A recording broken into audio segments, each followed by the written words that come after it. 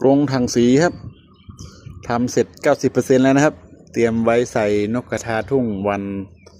เข้าพรรษานี้นะครับอีก2 วันกรงพร้อมสิ่งพร้อมอุปกรณ์พร้อมครับ